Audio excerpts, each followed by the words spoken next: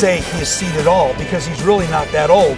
But Jon Miller, when you see Tim Lincecum, does it reflect anything through all the years that you've been watching pitchers, or is he a standalone? Well, what I enjoy about Lincecum, not only has he become a great pitcher at an early age, he's done things that nobody's ever done, winning the Cy Young Award in each of his first 2 full seasons in the big leagues, which is remarkable.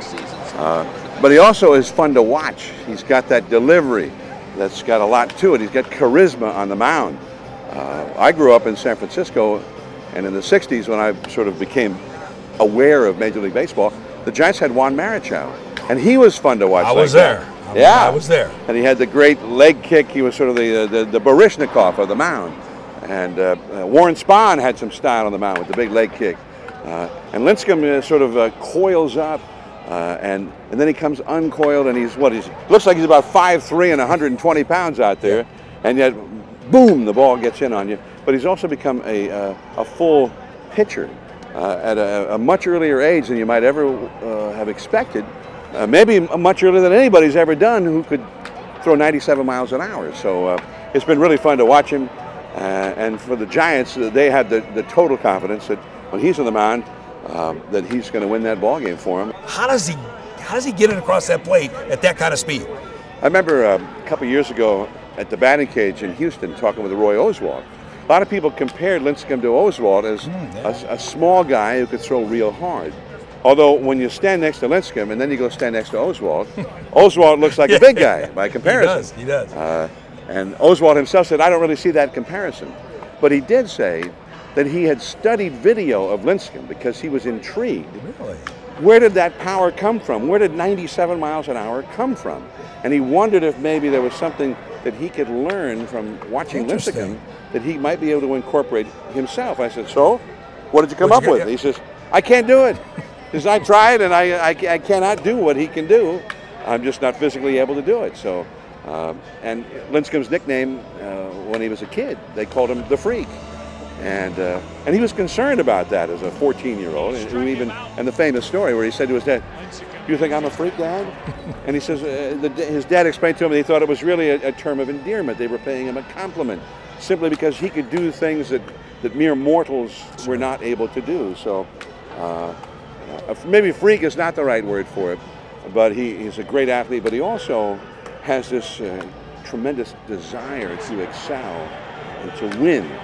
And one of the great things I thought, when his whole saga is all finished and the whole story has been written, I think we'll look back at his season last year, 2009, when his teammate was Randy Johnson, one of the greatest pitchers to ever play the game, and probably as far removed from Lincecum as any human being could ever be. Lincecum, who's, what, 5'9", 5'10", 150 pounds at the most.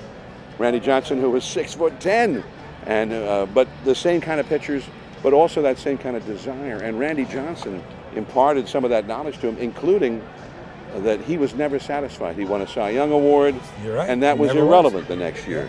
He won 2 Cy Young Awards, and that was irrelevant. And that's the way Lincecum felt. And Lincecum, the year that Randy Johnson came to the Giants, won his 300th career game, became Lincecum's teammate. Tim Lincecum won his 2nd Cy Young Award and came back this year, and he definitely is not satisfied with those 2. You can see it. So it really is fun.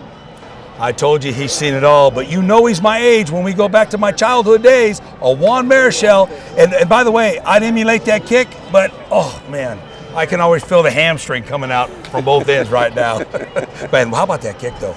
I mean, I remember that kick as a kid, seriously. I mean, that's funny you should say that because, you know, growing up in the Bay Area and going there with my grandfather and stuff, it's amazing you brought that up. Really. Well, I saw my first game as a kid, 1962, at Candlestick Park. And I was a Giants fan. My dad took me to the game. I would listen to the Giants on the radio. You couldn't see them on TV. The only games they televised were the games in L.A. Baseball was a radio sport in those days, at least in San Francisco. Sure. And L.A. was pretty much the same story. But the Giants had Marichal on the mound. A little bit later, they had Gaylord Perry.